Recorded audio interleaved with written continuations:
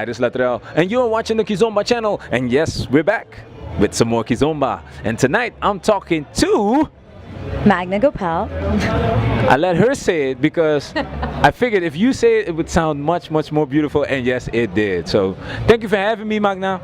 And the first question that I always ask is, why do you love Kizomba? But in this case, you're a salsa expert. So why do you love salsa?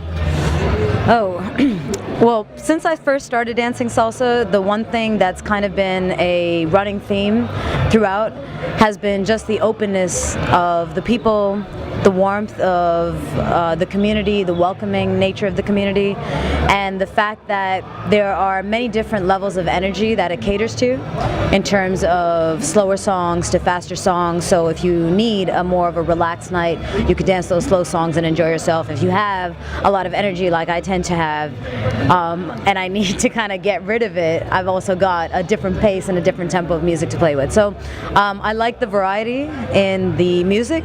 I like the variety in dance styles and dance forms, depending on where you are or who you're dancing with.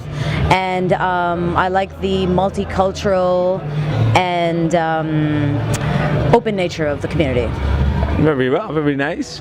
Now, you're a teacher. And what inspires you to be a teacher?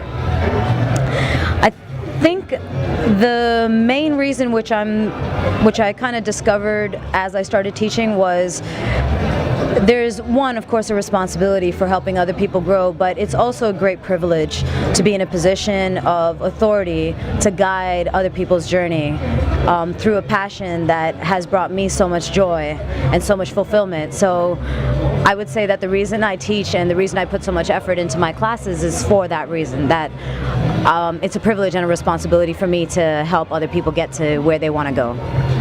Wow, wow, wow. Today you gave a seminar, and that was mostly talking to people. And when I was, listening a little bit to it, watching, you were very strict. You were like, and I mean, yeah, that looked like me, but that was like the pieces I was getting. Talk to me. What is, when you do a seminar, because you're not showing any dance, you're talking to your crowd. What's the point that you want to bring across? So the seminar that I was doing, that I've been offering since 2012 or 11, is a musicality and connection seminar. I actually insisted that they include it into the program here because they were looking for more dance style workshops. And the reason I offer it and the reason I think it's important is because everyone's offering quantity of movements, but no one's emphasizing the quality of the movements. And I think the reason there's a lack of quality, or the improvement in quality is not as quick or as high as the quantity, is because we're losing intention. We're losing focus as to why we're doing anything that we're doing. We're just getting a lot of things to do and just executing them robotically almost, and we lose the essence of the dance. And the reason we're on the dance floor with a partner is to connect with another person. And because I feel that some of us have lost sight of that, even I did, and that's one of the reasons I wanted to offer that, is because once I regained sight of that, and not only the importance of connecting with a partner and connecting with the music, but also the higher level that can be achieved in my dance and in our dance through that focus, is why I started offering that class. Nice. Now, before I go to Kizomba, I still want to know one more thing. How long have you been dancing? I started in 2000. Okay, so now we're like 17 years later. What's the differences that you see since when you began dancing and now, 17 years later? Well, when I first started dancing, I was obviously in a much more localized scene. I wasn't traveling as much, so I was based in Toronto in Canada, and it was just a lot of social dancing. I mean, we had dance teams and whatnot, but the emphasis was always on social dancing. I mean, every night of the week, we would all go out, the same group, and the same group was at least 20 people. We were always out dancing. So it was a very social dance for me back then.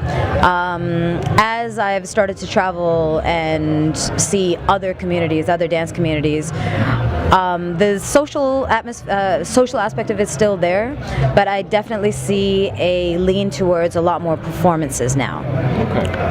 That's probably the biggest change, and to a degree it's kind of taken away from the social aspect of the dance, not because people don't enjoy the social aspect of it, but rather that if they are in performance teams, they kind of bring the performance into the social dance versus being very improvisational. Yeah, familiar.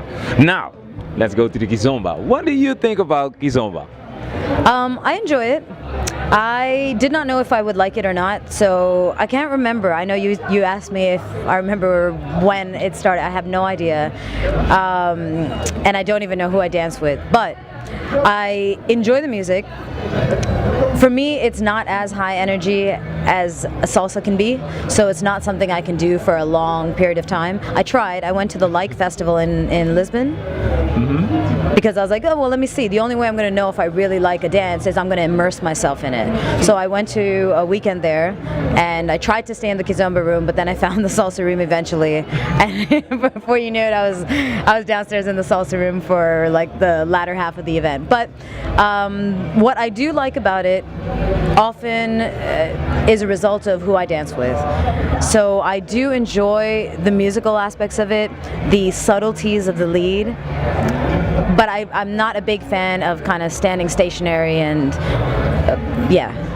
You really don't look like someone that's going to stand stationary, really. No, and it's funny because when I dance Kizomba, I think my personality is my personality, and it just goes across the board in whatever dance I dance. So even when I dance Kizomba, there are moments where I'm like, well, I would like to try something here, and so I will. Sometimes I succeed, sometimes I fail, sometimes my partner's like, oh, that was an interesting addition, most girls don't do that. Or they're like, yeah, that didn't work, But for me, dance is all about dance art is all about creation.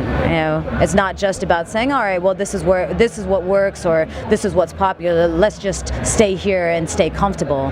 It's about saying, this is what works, this is what's popular, but what can we play with? What else can we create? Nice. Yeah, you travel alone. So, what's the advantage of traveling alone and teaching a class by yourself without a partner?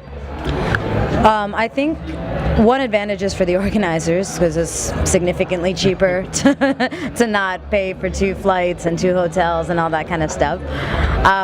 Personally, I have my way of doing things, and of course if I don't have to consult anybody else before I do it, it makes it much easier for me.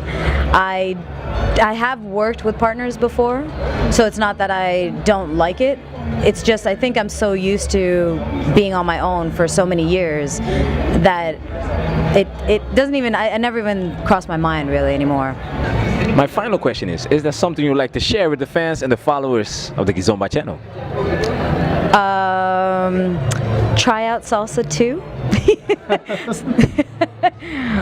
Because I've tried Kizomba and I enjoy it. I don't often see a lot of strict Kizomba people migrate to salsa, so it would be nice if they came in, because I think a good Kizomba lead and a good Kizomba follow probably has some very strong foundation in lead and follow, which sometimes is lacking in salsa dancing, and I think bringing that over into the salsa community would enhance the community as well.